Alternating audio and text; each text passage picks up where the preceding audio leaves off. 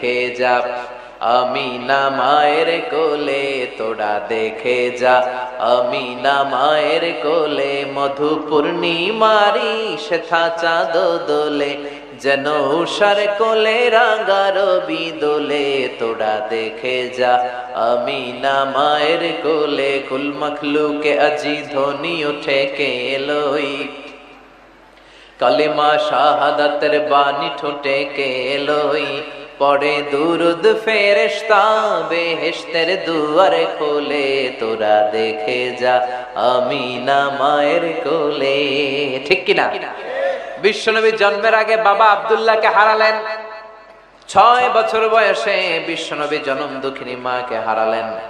বিশ্বনবী যখন হুদাইবিয়ার উমরা করতে যান, 1400 সাহাবাকে নিয়ে আবওয়া নামক জায়গায় বিশ্বনবীর মায়ের কবর, মায়ের কবরের সামনে দাঁড়িয়ে আল্লাহর কাছে অনুমতি চাইলেন, আল্লাহ আমি আমার মায়ের কবরটা জিয়ারত করতে চাই, অনুমতি দাও। আল্লাহ বললেন অনুমতি দিলাম।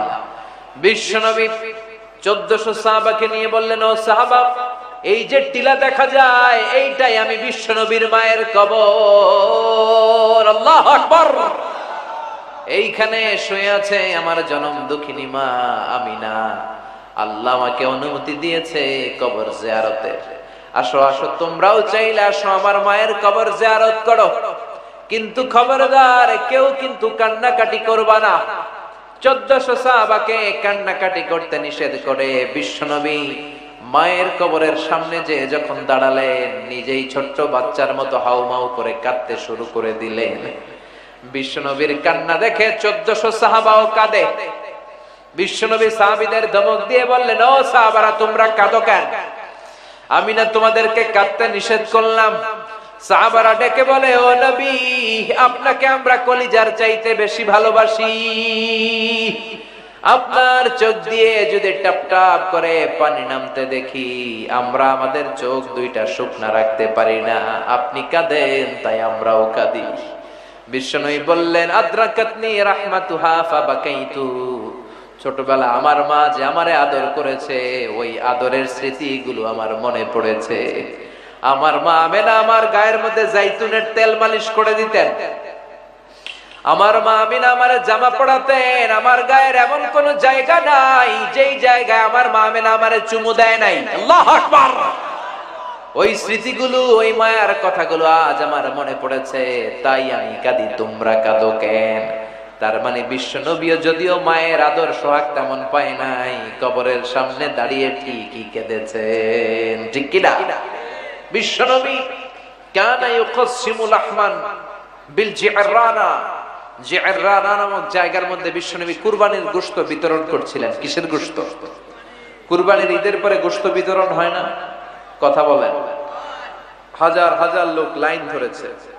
লাইনের মধ্য থেকে একটা বৃদ্ধা মহিলাকে বিশ্বনবী আলাদা করে নিজের গায়ের চাদর বিছিয়ে দিয়ে বসতে দিলেন।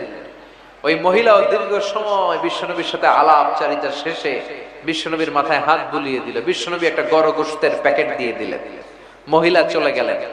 সাহাবারা বললেন, ইয়া রাসূলুল্লাহ, ইয়া হাবিবাল্লাহ, গোশত নেয়ার জন্য লাইন ধরেছে হাজার হাজার মানুষ, কাউকে তো আলাদা করেন নাই, কাউকে তো নিজের গায়ের চাদর দিয়ে বসতে দেন নাই। কে মহিলা যাকে আপনি নিজের চাদরের উপরে বসতে দিলেন?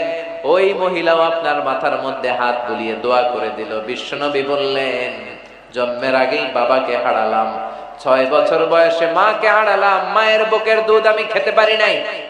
যেই মহিলাটাকে নিজের চাদরের উপরে বসতে দিয়েছি, এটাই হলো আমার দুধ মা হালিমা।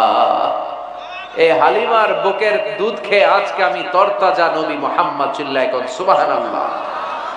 এই জন্য পৃথিবীর যত নবী এসেছে, যত ওলি এসেছে, সবাই মায়ের খেদমত করেছে। মা বাবার সাথে ইহসান না করে কেউ জীবনে আখিরাতে সফল হতে পারে?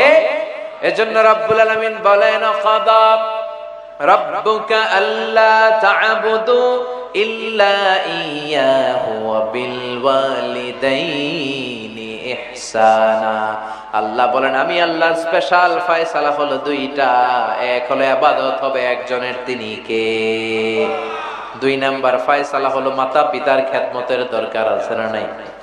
সবাই মাতা পিতার খেদমত করতে রাজি আছেন? কোন অন্যায় যদি আমরা করে থাকি, আজকে মাহফিলের পরে মায়ের পা ধরে বাবার পা ধরে মাফ চাবো। রাজি আছেন সবাই? মা বাবার পা ধরে মাফ চাইতে লজ্জার কিছু আছে? আর মায়ের পা ধরে যদি চোখের পানি ছেড়ে কেউ ক্ষমা চায়, মা ক্ষমা না করে পারে? জোরে বলেন, পারে? Islam is a balanced religion ever.